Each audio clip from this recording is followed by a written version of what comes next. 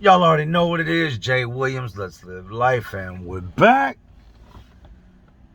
Prison Love Stories Volume 2. Well, I got some bangers for y'all today. How you can get mad at somebody over somebody you ain't never even messed with?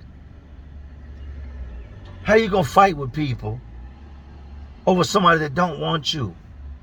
Somebody you ain't never messed with. Today's stories are crazy, man. I dug back in the archives for some of these, man, but y'all gonna like these. Anyway, Prison Love Stories Volume 2. Y'all know I done seen it. Y'all know I done lived it. So let's relive it. You will hear some of the craziest nicknames while locked up. A lot of these names dudes get are from movies people have seen. Like, I'm sure with the dude I told y'all about, Jingling, I'm sure that 100% Jingling, he had a bad leg, so I'm almost positive somebody nicknamed him Jingling because of the movie Life with Martin Lawrence and Eddie Murphy. I've told y'all about Wild Man, Stink Pot, all these different people. Doo-doo. There's a whole bunch of, John Wayne. Dudes get nicknames based off of guys in movies, based off people that everybody knows. Like if a dude walks around calling himself the Hawk, you know what I mean, then you know he's probably a big dude. With these prison love stories, man, today I'm going to introduce y'all to Pistol Pete. They call Pistol Pete for two reasons. One, Pistol Pete was a lifer. He was a killer. He would give it to you in the streets. Known for stabbing people in prison. Pistol Pete was his name. Pistol Pete would pull that pistol on you. His name was Pete. They called him Pistol Pete. They also called him Pistol Pete because Pistol Pete was a gunner. Probably thinking, what's a gunner? A gunner is a chronic masturbator. A gunner is a guy that will go in the shower, and when the female guard's not looking, he's in there going at it, getting his rocks off, right? He'll stand in his door, peek out the slot at the guard, get his rocks off, right? So Pistol Pete's name fit him because, you got that pistol and then you got, the other pistol. We get a guard in our pod, and this guard, I've said this about other guards, but this is the same thing with her. She was not attractive. The lady was shaped like an eggplant emoji. She was shaped like if you put a baked potato in the microwave and cooked it too long and it popped.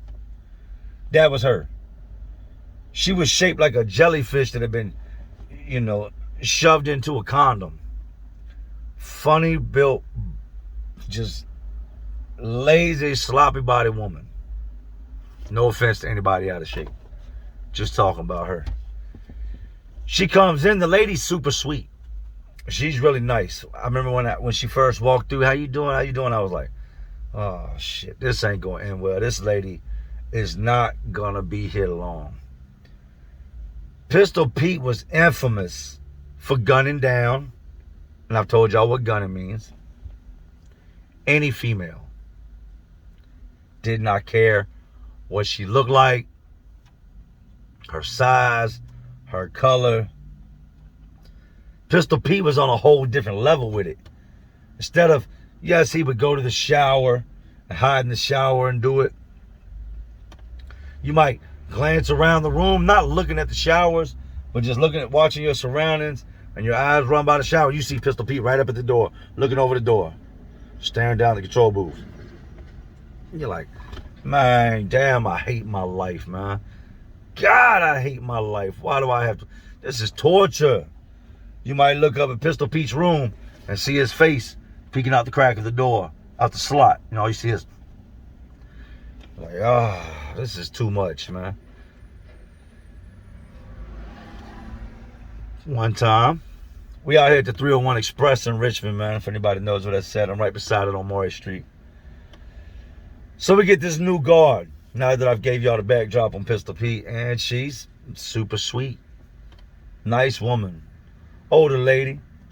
Older meaning maybe mid-50s, early 50s, somewhere in there. If she wasn't, then, you know, she didn't take good care of herself, because that's exactly what her age depicted. Pistol Pete would walk by the booth, put his head in there. You sure do look nice today. And he wouldn't say anything else. He'd walk off. She'd look at him. He'd walk off. He'd go sit at the table right in front of the control booth and stare at this woman. And I mean, not just like glimpse up at her, but he would sit there and stare at her for hours on hours on hours, to the point that other guards would come in and said, hey, you're making the guard feel uncomfortable. What am I doing wrong? She said, you're staring at her. Is it against policy, policy for me to stare at somebody? Ain't nobody staring at her. I'm just looking off into space. He would sit there all day, just stare at her. He got to the point where he started to obsess over this woman. He had gunned her down so many times, swore to God she was paying attention to him while he was doing it, swore that she knew he was doing it. This woman didn't have no clue what that man was doing in that shower. She didn't have no clue what he was doing at them doors. I believe if she'd have known, she'd have had him locked up. But he swore that she was, watching him. He would sit out there all day long. Stare. Hours upon hours upon hours. He would sit there and stare at this woman. Now, where the tables are situated, and her being in the control booth with the glass all around it, he's maybe 20 feet from her. She's protected by glass, but here he sits, just staring. Got to the point that when guys would go up to the booth to need something, hey, I need a request form. Hey, I need this, or I need this, or I need this. Pistol Pete would, hey, why you all up in that booth like that? Back up off that woman. Why you talking to her? He was one of these dudes that was severely mentally unstable. Been down longer than a lot of us have been alive. Had a name in the penitentiary for putting that knife in people. Had a name back in the day for being a booty bandit, but now he's done got older. So if you say something to Pistol Pete, ain't gonna be none of these. You might as well go get you a knife before you start and really be ready to take it there, because Pistol Pete is ready. Pistol Pete is gonna stab you and try to take you up out of here. One day, everything finally comes to a head. Now, Pistol Pete wasn't the only man that was messed up in the head. You had at this point in my bid, we had quite a few lifers in there that were just out there. They also started to feel some type of way about this woman. Several different guys like this woman. Pistol Pete would sit back watching guys at the booth talk to her, and you could see the rage inside of him. Almost like a jealous husband. Like she was actually his at one point. Or like they really had a thing. And this woman really has no clue of how this man feels. She don't know that he's ready to stab other inmates. He's beefing with other inmates. Getting into it with other inmates behind them, just talking to her. But he ain't the only one that's crazy. You got other dudes in there that are certified, cuckoo for Cocoa Puffs. Bonkers, bananas, just off their rocker. The rocking chair ain't even got no legs on it. Some of these dudes just ain't right in the head.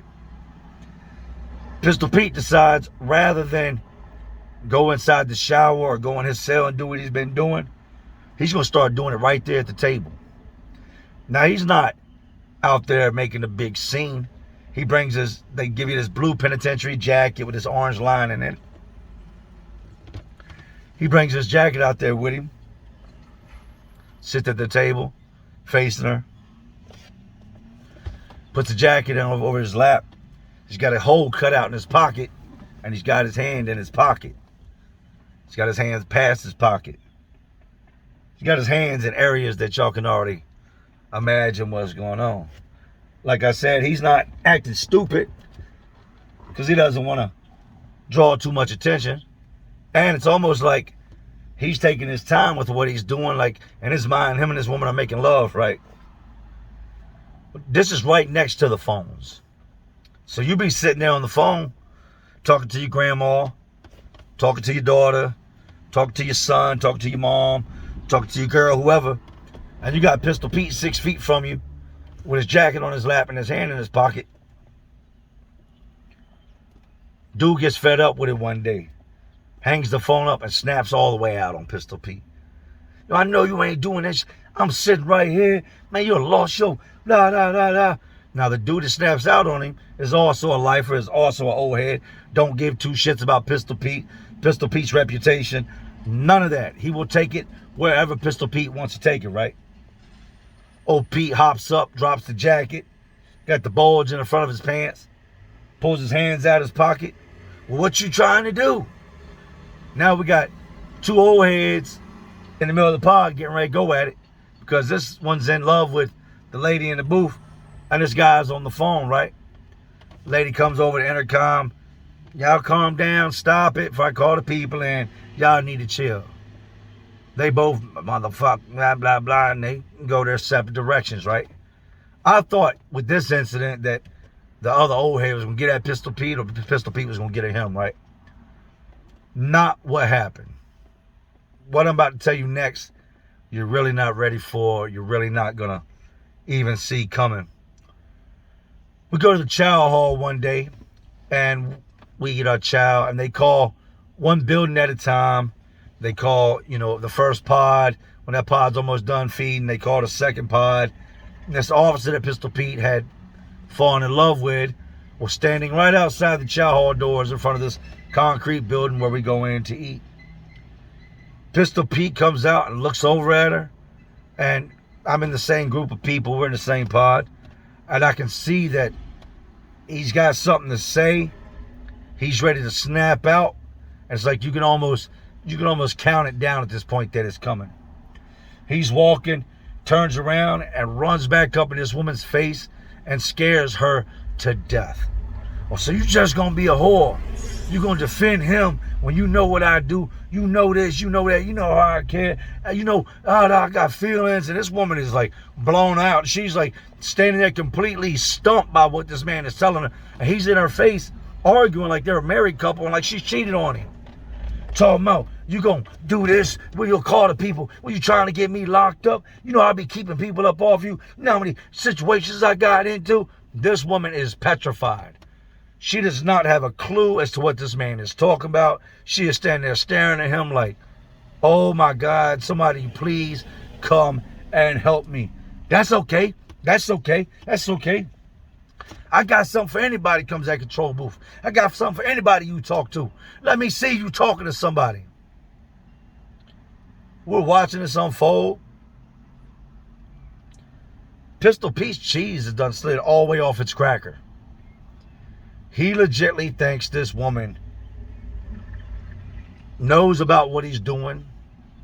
They've never even held a real conversation. He won't allow others to really go to the control booth and ask for things because of his jealousy when it comes to this woman. I wouldn't be surprised if Pistol Pete wasn't in prison behind something that had to do with a woman. Short time later, we come back in the pod, and I see all these, like when I say short time, I'm talking within the next 2-3 minutes. We go back in the pod. About 10 minutes later, I see all these guards come rushing in. They run up a Pistol Pete cell, lock Pistol Pete up for approaching the guard in a threatening manner, search his cell and find a small stash of weapons that he had. Pistol Pete would ultimately be shipped off to the mountains. And when I say the mountains, that's max security up in the hills with the hillbillies, them good old boys, the place where they just call you boy. I don't call you by your name. Your name is boy. They don't say offender, inmate, convict, boy. What the good old boys is. And that was the last of Pistol Pete. This woman quit her job, left the compound. She damn near got hurt. Could have lost her life that day had Pistol Pete really taken it there. All because he was in love and infatuated with her. And she didn't even know. I gotta tell y'all about Peaches, man. I've heard about Peaches and other people's stories. Peaches is maybe, at this time, maybe 40 years old. Peaches is an openly gay black man. A lot of his hair is falling out. He uses his hair grease and like slicks his hair over the top of his bald head where the hair is missing. He doesn't let like the sides grow out and areas that have hair grow out, and he's like combed it over. And I don't know why they called him Peaches. I really don't care. Peaches had good size on him. Peaches wasn't no small dude. Peaches, like I said, was openly gay. Identified, I guess, as a woman, but looked like, you know what I mean, one of the roughest dudes you could ever imagine that was trying to pull that off. When I first met Peaches, man, and when I mean met Peaches, I mean seen Peaches and seen, like, I had seen him around, but the first interaction I had seen with Peaches, Peaches beat his boyfriend up.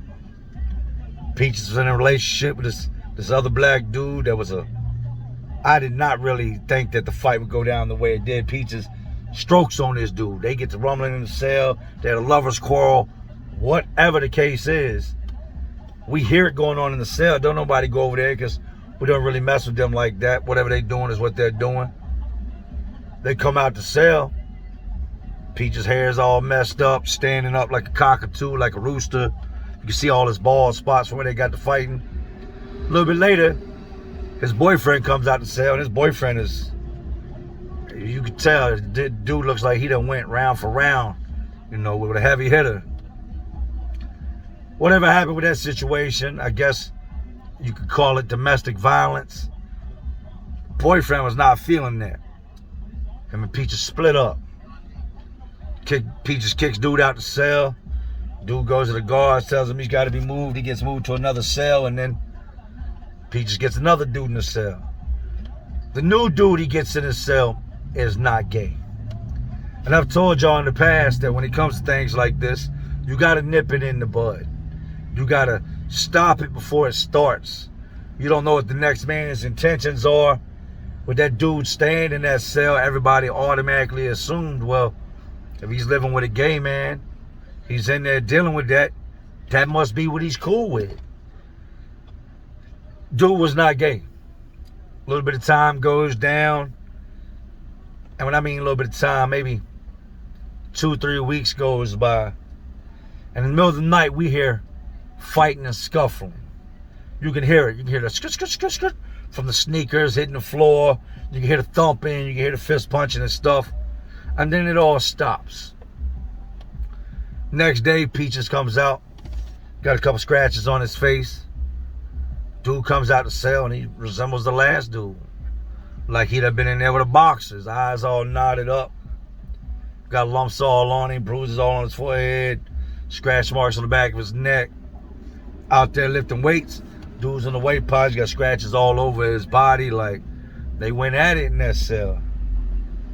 Wouldn't be long after that, you would see dude walk in the yard with Peaches. Now they're a thing. Now they're a couple. This was a straight man. And before anybody says, no, he wasn't straight, he was always gay, let me finish. This was a straight man that went in that cell. Good sized dude.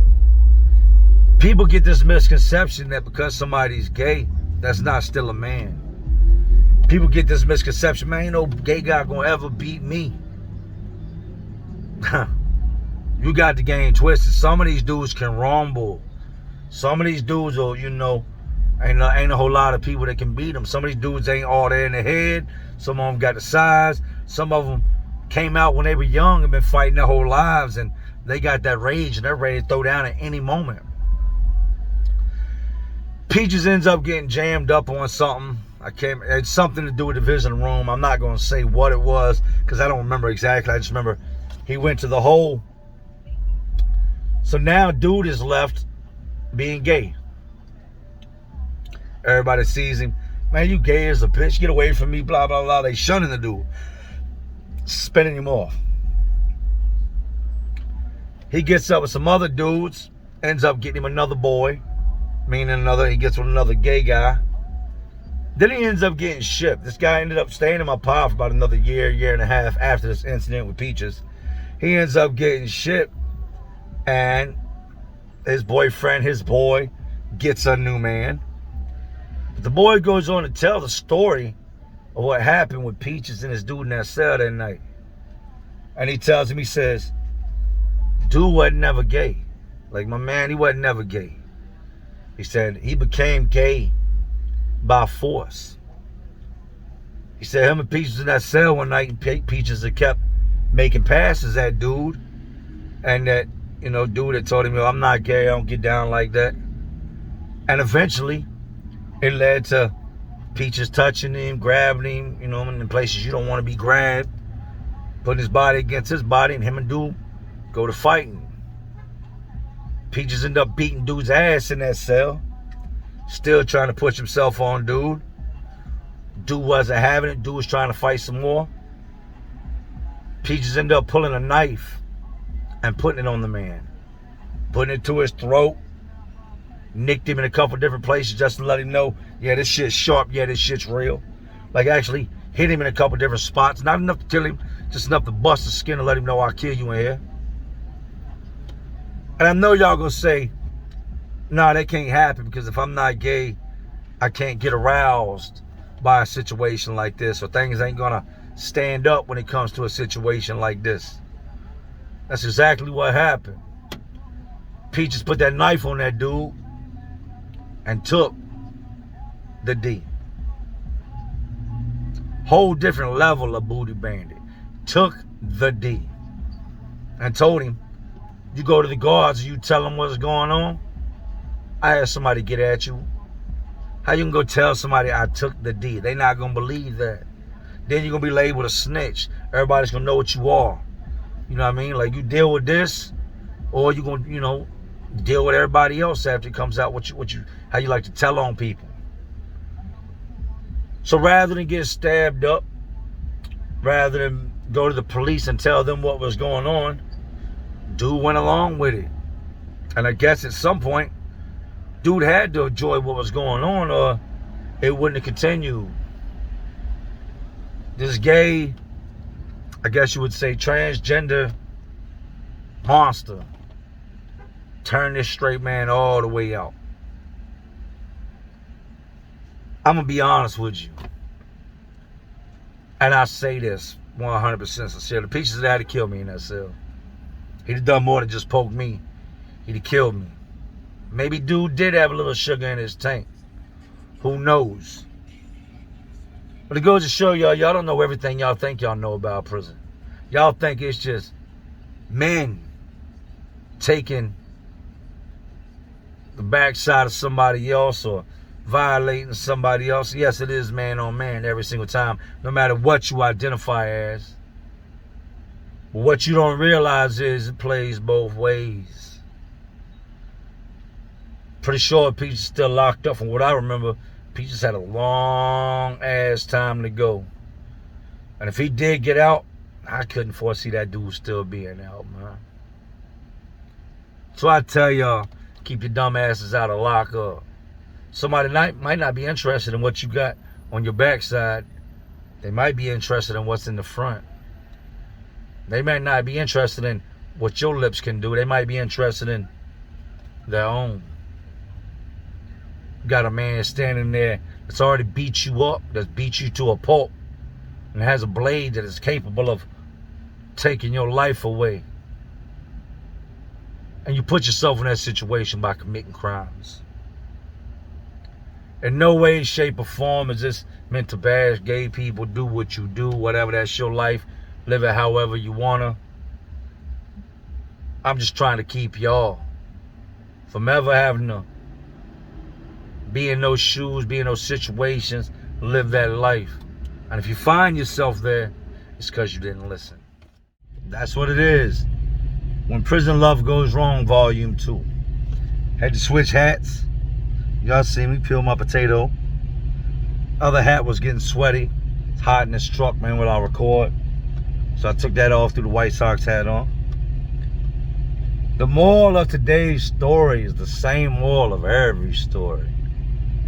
Stay your ass up out the clink, out the slammer, out of prison, out the penitentiary, out of the jam, out the mix. Live your best life. And if somebody's doing something to you that they shouldn't be doing, you need to contact somebody. There's nothing wrong with calling the police or contacting whatever, place you have to contact to say, hey, I'm a victim of a sexual crime or whatever. I do not support anyone with messed up charges. I've been tricked in the past. Guilty, innocent, I don't care what it is. If you got those charges, it's not something I can attach myself to. I have family that I love. I love each and every one of y'all. And like I said, when prison, love goes wrong. Love goes wrong in this world as well. People will try to victimize you, make you think that what they're doing is okay, when it's not. Stand up for something, or you'll fall for anything. Anyways, these prisons, detention centers, jails, facilities, they're all just crazier worlds inside of this already crazy world we live in. And y'all know what I'm doing. I'm just trying to keep y'all entertained. Are you not entertained? And like always, this is Jay Williams. Let's live life. To all my real ones and awesome real ones living and watching, because y'all still watching me. Y'all know how we do. Salute.